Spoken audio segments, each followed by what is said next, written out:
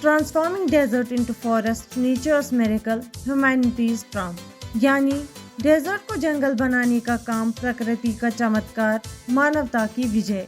नमस्कार दोस्तों, Indus report and analysis में आपका स्वागत है। आज हम एक अजीब घटना के बारे में बात करेंगे जो कि एक चमत्कार से कम नहीं है। हम एक रेगिस्तान को एक ओएसिस में बदलने की बात करेंगे। जी हाँ दोस्तों, चाइना ने ये किया है और वो भी नेचुरल रिसोर्सेज की मदद से। तो चलिए शुरू करते हैं। दोस्तों, चाइना जो एक समय दुनिया के सबसे गंभीर तरीन रेगिस्तान भरे देशों में से एक था, उसने अपने रेगिस्तान के भरे हुए एरिया में तेजी से ग्रोथ देखी है, जो 1990s में 1.714 मिलियन स्क्वायर किलोमीटर तक पहुंच गया था। 2015 में अब ये देश के टोटल लैंड एरिया को 1/3 हिस्सा को बनाता है और हर साल 10,400 स्क्वायर किलोमीटर के हिसाब से बढ़ाता जा रहा है। चाइना ने एक्टिवली जवाब दिया है इस डेजर्टिफिकेशन का, ये दिखाते हुए कि वो ग्लोबल इकोलॉजिकल एनवायरनमेंट की जिम्मेदारी लेता है और उसने कई कदम उठाए हैं इस डेजर्टिफिकेशन को रोकने और कम करने के लिए। तो देखते हैं ऐसे कौन से कदम चाइना ने उठाए हैं। 1988 में चाइनीज साइंटिस्ट कियान जुइसेन ने एक पूरा प्लान दिया था डेजर्टिफिकेशन को रोकने के लिए।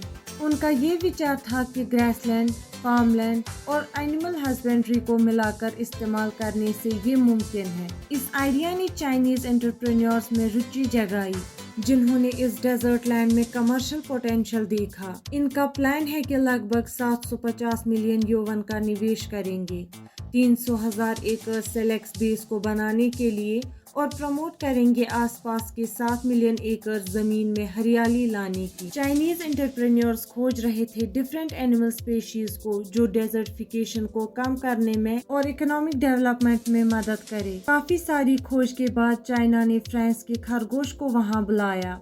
शुरुआत में इस पर भरोसा नहीं था, पर खरगोश डेजर्टिफिकेशन को रोकने में काफी कामयाब हुए, उनकी नेचुरल हैबिट्स और हाई रिप्रोडक्टिव रेट की वजह से। ये खरगोश डेजर्ट को हरियाली में बदलते हैं और आम लोगों के लिए इकोनॉमिक फायदे भी देते हैं। दोस्तों, रेक्स या रैबिट्स जो ओरिजिनली फ्रांस से हैं, खुश्क और साफ एनवायरनमेंट में रहना पसंद करते हैं, इसीलिए चाइना के रेगिस्तान उनके लिए परफेक्ट है। उनकी यूनिक इकोलॉजिकल हैबिट्स है, जैसे रेत में खुदाई करना, ग्रास रूट्स और सूखी घास के लिए, मगर वो हार्ड शेल वाले सीड्स को नहीं खाते। इस खुदाई की वजह से सॉइल में एरेशन हो जाता है, नरम हो जाती है और रेगिस्तानी वेजिटेशन को न्यूट्रिएंट्स भी मिलते हैं। जाड़ फूल के बेकार छल्ले और गोबर से डेजर्ट के प्लांट्स की ग्रोथ होती है। इसके कारण डेजर्ट में रेक्स हेयर का पालन एक अच्छा स्टेप है। रेक्स हेयर एक बहुत ही एडेप्टेबल जानवर है, जिसकी रिप्रोडक्शन रेट 25 गुना ज्यादा होती है कन्वेंशनल जानवरों से और साल में 40 बच्चे पैदा कर सकता है। चाइना ने डेजर्ट में 1.2 मिलियन से ज्यादा खरगोश पाले हैं, जो डेजर्ट की मैनेजमेंट को आसान बनाते हैं।